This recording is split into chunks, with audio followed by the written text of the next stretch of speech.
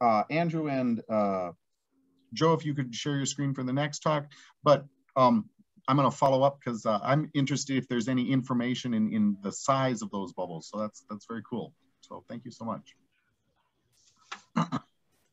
All right. Thank you, everyone. Seems like things are progressing well. And so now we are to our fourth talk. This talk is by Andrew Van Gerpen and Joe Poeppel, entitled Student Developed Printed Circuit Boards for In-Class and Extracurricular Activities. I'll turn it over to you guys. Yeah, thanks, Ben. We'll kick it off here.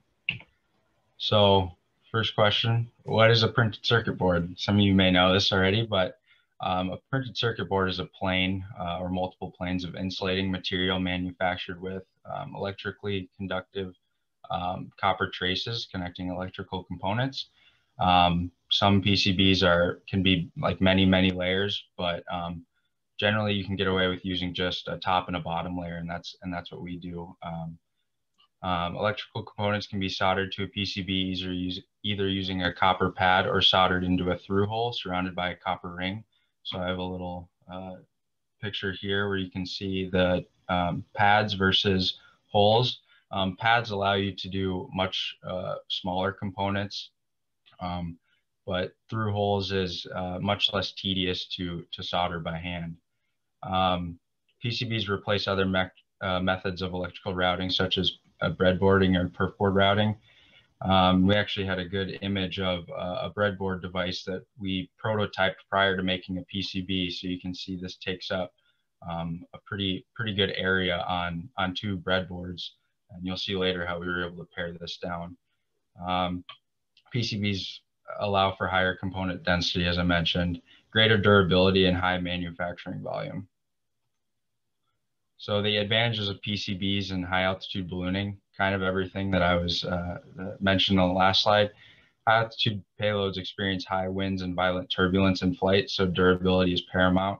Obviously flying little breadboards is often not going to work. Your components are going to come loose, wiring could get mixed up, so it allows for those much more solid contacts. High altitude research often requires the same supplementary data across different experiments. So when you design a PCB, if you want it to perform the same function, it's easy to print multiple of them, and you're able to replicate that circuit exactly and have multiple devices ready to go.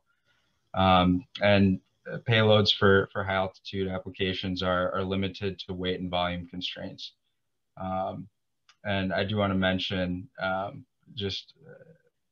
mentioning the durability, why it's paramount.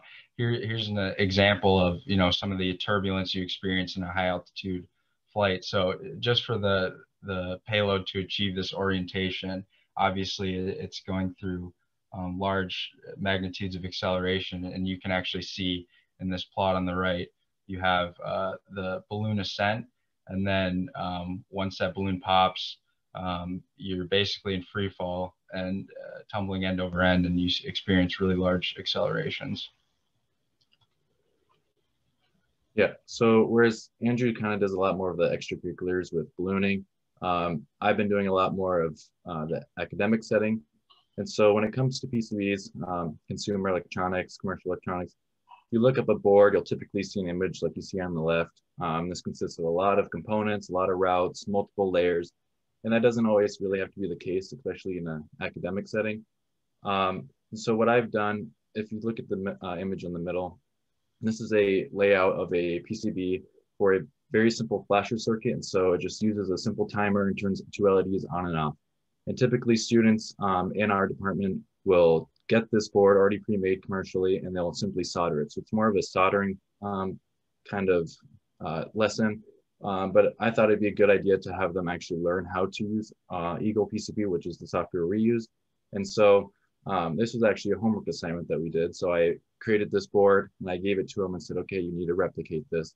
And so what that did is allowed them to look at the commercial product, trying to figure out how the traces are routed.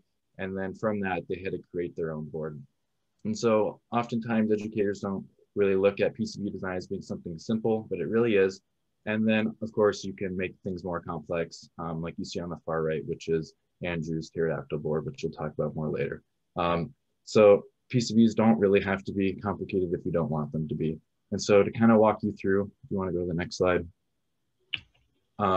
This is a very simple kind of walkthrough of how the flasher circuit is developed, or really any PCB with EEL.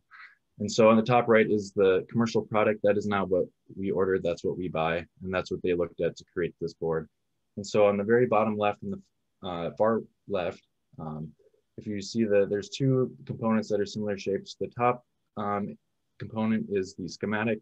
So this is basically where the object that you will create all the connections to. And the bottom left is the footprint. So this is the actual physical layout of the board of that component on the board.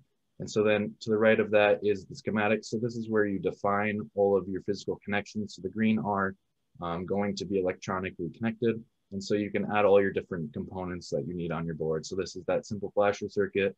So there's the big 555 timer, 2 resistors, 2 LEDs, a capacitor, and then a way to power it with a 9-volt battery. And to the right of that, once you have your schematic done, you'll get this kind of layout in the board view. And so it's as simple as dragging and dropping into the board. And so basically you lay out your board how you want. If you want a small board, you can compact it really nice and tight. And then once you have that, it basically shows you from your schematic what needs to be connected with routes. And so you might be able to see all those little yellow wires. Once you have it on the board, when you start routing, you basically just make those connections. So you connect one pin to another based off of those white or yellow wires. And then to the right of that, you can see a final product of what this flasher circuit would look like, completely wired up. So some helpful resources for beginners, kind of playing off what Joe was just talking about. So once you get your final product, it can be daunting to move that into like manufacturing. But what we've always used is a company, JLC PCB.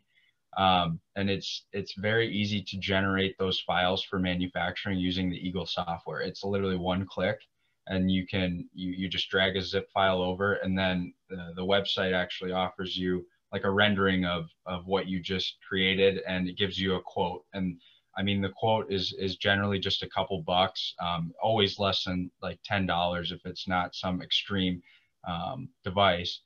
And shipping takes 2 weeks or less. And we've never had any issues ordering through them. And sort of the resource that Joe and I learned to make these more basic PCBs is actually a YouTube channel called bps.space. This is an individual that makes model rockets, and he just walks through his whole process in from like design to producing a model rocket. And episodes 4 and 5 of his landing model rocket series, it covers this schematic design and just going from circuit to ordering a PCB. So that's a really good resource, and it's just a couple hours of video. And Autodesk Eagle, that's the software supported by the University of Minnesota. So that's what we use for PCB design. There's a free version that's pretty robust. Like you can pretty much do everything that we do using that free version. Really, the only constraint is size, the area of your board. But even that, I think you have several square inches, so it's typically not a limitation. And I do want to mention Adafruit and SparkFun is where we get most of our sensors. Oh, I think someone has their. That was like one of the things that she talked about. Like if you're learning language, you kind of need to do Could we mute? 24/7, and it should be like. Okay, so I seem to have muted everybody. Joe, I'm going to ask you to unmute, I think. Yeah, I'll unmute here. Okay, okay, we're good. Thanks. So yeah, Adafruit and SparkFun is where we get most of our sensors. They provide really nice breakout boards for sensors. So oftentimes just the sensor itself, it has a lot of additional discrete components to like regulate voltage and pull pins like high or low. So these devices eliminate all of that. So it's really just connecting the dots, with your development board. So that's, I guess, what we recommend. Yeah, so I took a technical elective as a sophomore. And in that class, we did a lot of breadboarding. In the final project, there was two options. It was create a mock Apollo lander, which had its own sensor suite, and it was physically dropped from an altitude, which created a lot of acceleration. And then the other project was a drone project, similar to what the Minnesota Space Grant put on this year. And so that also used breadboards, and it was very janky, I guess you could say. A lot of components would fall off. If you hit anything too rough, it would fall apart. And so what I suggested to the professor was to do PCB design. It's very simple. And he said, sure, if you come help me. So I'm helping him this year.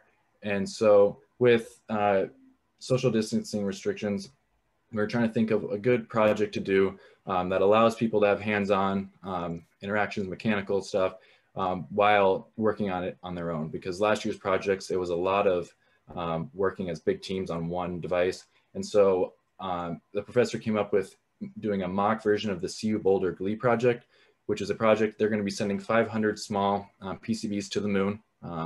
Obviously, we don't have the time in a semester or the funding to do that. And so I developed this Gleam, which is just a mock version of it, which has a bunch of different sensors. So it has a microcontroller, which is a teensy, has a lot of different light sensors because that's typically what they're going to put on the moon, and a radio, and then a couple of other things. And we kind of developed this with an educational mindset. And so rather than everybody having the exact same sensors, exact same board, we allowed them to switch out different sensors. So if you want to go to the next board. So where you see those two arrows, so it's the two of the exact same boards with different sensors. And so what we did is develop it so that these sensors are specifically I2C serial sensors. And so it only requires the same connections, but obviously different sensors won't have the exact same pinouts, basically where the pins are located on the board. And so by using those little red jumper wires you see above that device, we can put different sensors in there, allow the students to have a little bit more variation to what their experience, allows them to collect different data from each other and kind of use that to put together a final project report. And then on the right-hand side is the Gleam Central Unit, which I developed as well for them. And so what the GLEE project on the moon will do is send data to a central unit on the moon, which will then pass it along to the ground here on Earth. And so I developed a central unit for them to pass all their data via over XB radio to my unit to kind of give them more experience with talking via radio communication, which is also used in a lot of different applications such as high ballooning. Yeah, and just real quick, Pterodactyl is the board that I've developed just for high altitude data logging. So it has like temperature, pressure, GPS, IMU, among other sensors. And it also allows for plug and play with other sensors, sort of like Joe's device, but it's a little less neat in that you have to just utilize these terminal blocks to add additional sensors. But the board utilizes, it's Arduino compatible, so you can program it using the Arduino IDE, and oftentimes the devices you're trying to add in have libraries that are ready to go and pretty easy to implement into any project. So we've used this device in all different kinds of configurations, adding extra devices, but you know, there's a variety of sensors that you're always going to want on a high altitude ballooning flight. And so that was kind of the purpose of this board, is that you can replicate it and have many of these ready to fly. And so just an example of a configuration. This is an older iteration of the board. You can see it's actually green as opposed to this white one. And then we have a long range, like 900 megahertz radio attached, just 2 wires into some terminal blocks to connect to a UART port on the teensy. And then that allows us to implement radio comms to the ground. And so then these short range radios can handle the intra-stack communication between the different payloads. So just one example of how we're using PCB design in high altitude flight. So I think that's all we have. Very, very cool. Questions. Thank you so much. If we could place any reaction.